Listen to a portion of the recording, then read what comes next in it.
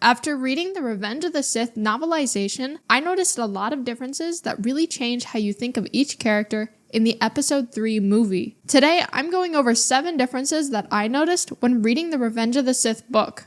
There were a lot more than 7 differences, but to keep this video short enough, I'm just going over 7. If you want to see a part 2, let me know down in the comments, and don't forget to subscribe if you want to see more Star Wars videos. Now, let's get into the video.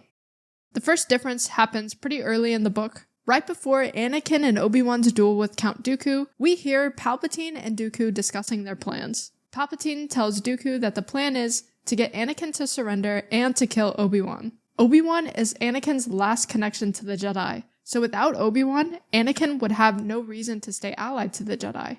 This would make the perfect opportunity for Dooku and Palpatine to convince Anakin to leave the Jedi and for the three of them to rule over the galaxy. Dooku expresses his desire in saving Obi-Wan and his desire to rebuild the Jedi Order with Obi-Wan at his side. This is most likely why Obi-Wan is only knocked out during the duel and he's able to escape the duel with his life.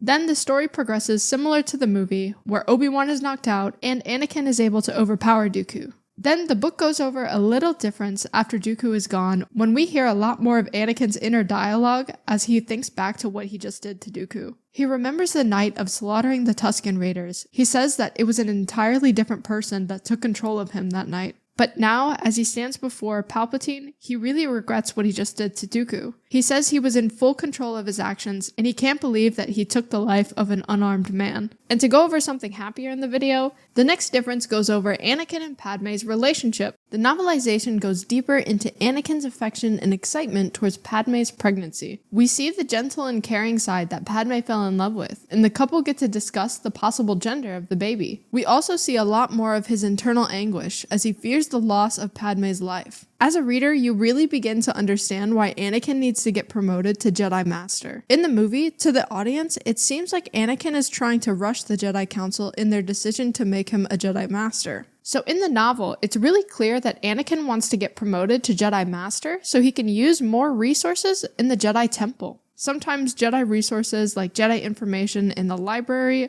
are blocked off to only Jedi Masters. So this helps explain why Anakin was trying to rush into him getting promoted to Jedi Master.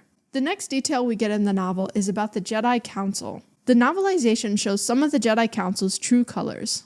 In the scene where the Jedi Council is discussing how the Jedi are going to keep tabs on the Senate's leaders, the Jedi expressed that they felt their relationship with the Senate was strained, and they wanted to keep their distance, but they still wanted to keep tabs on the leaders. The Council elect Anakin as the one who should spy on the Chancellor. Obi-Wan is against this decision, but it's because he thinks so highly of Anakin.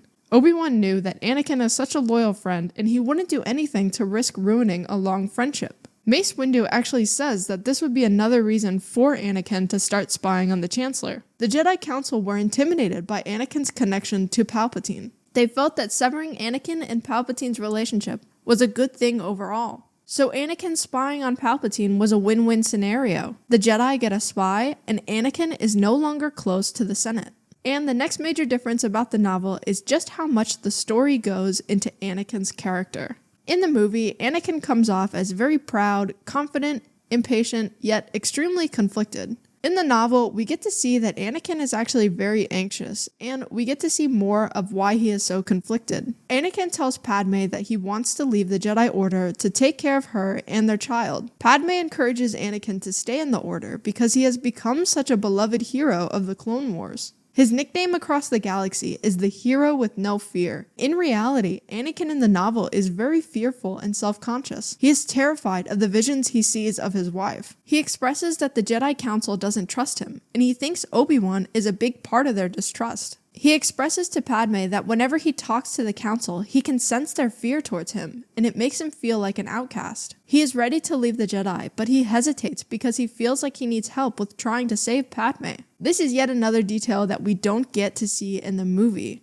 I didn't know Anakin was so ready to leave the Jedi. But I think this helps explain why he is so ready to turn his back on the Jedi and turn his back on Obi-Wan. Speaking of Obi-Wan, another detail that we get expanded upon in the novel is Anakin's fear and anger towards Obi-Wan. On top of Anakin thinking that Obi-Wan is turning the Jedi Council against him, Palpatine plants a seed in Anakin's head that Obi-Wan might be having an affair with Padme. This might explain why he is so ready to turn on Padme when Obi-Wan appears on the ship at Mustafar. I always thought this scene was a bit too 0 to 100, but after reading the novel and learning about Anakin's fear and self-doubts, it explains why Anakin was so overcome with anger at that moment. Anakin also thinks that Obi-Wan is the reason that Anakin's not a Jedi Master yet. In the novel, Padme tells Anakin to tell Obi-Wan about his visions and about their relationship. Anakin tells Padme that he can't trust Obi-Wan, and he feels that Obi-Wan is speaking bad about him to the Jedi Order. I think this is really different from the Anakin and Obi-Wan that we get in the movie. We never really understand in the movie that Anakin feels like such an outcast, and we don't get to see a lot of Anakin's distrust towards Obi-Wan. So I think this is another detail why Anakin is so ready to turn on Obi-Wan in the scene at Mustafar. Now, switching off of Anakin's point of view, we also get to see Obi-Wan's point of view, and we get to see his true feelings towards Anakin. Obi-Wan's actual feelings could not be more opposite to what Anakin believes. There is an extra conversation in the novel that Obi-Wan makes it clear to Anakin that their relationship is no longer Master and Padawan. After Anakin calls him Master, he says, "I believe that you should get used to calling me Obi-Wan." And I think this shows how much Obi-Wan doesn't see Anakin as somebody he needs to teach anymore. He sees Anakin as not just a Padawan, but as an equal and a brother. And there's more scenes throughout the novel where Obi-Wan is talking very highly of Anakin. So it kind of explains that Anakin's fears and distrust towards Obi-Wan is kind of unwarranted because Obi-Wan actually really thinks highly of Anakin. And this kind of just makes their story even sadder. And the last detail that I'll go over in this video is that Anakin gets a lot more visions than what it seems like in the movie. He mentioned that when he was a boy, as soon as he saw Padme, he knew that he and her would come to have a relationship. Also, before Anakin and Obi-Wan's duel with Count Dooku, Anakin was able to foresee the future and see Dooku's defeat. He says to Obi-Wan, "I believe we are about to win the war, right here, right now." In the movies, it doesn't seem that Anakin gets many visions, and we only see the 2 visions of his mother and Padme's death. But in the novel, we can begin to understand why Anakin takes those visions so seriously. It's because he has many visions, and they always come true. So I think this really adds to the Episode 3 movie because it conveys to the audience why Anakin's fears are so warranted. So of course he has to do something to save his wife because his vision will come true. Well, that's it for today's video. If you like this style of video, be sure to tell me down in the comments and I'll do more just like this. Or if you don't like it, let me know down in the comments what types of video you want to see. Thanks for listening and see you guys next time.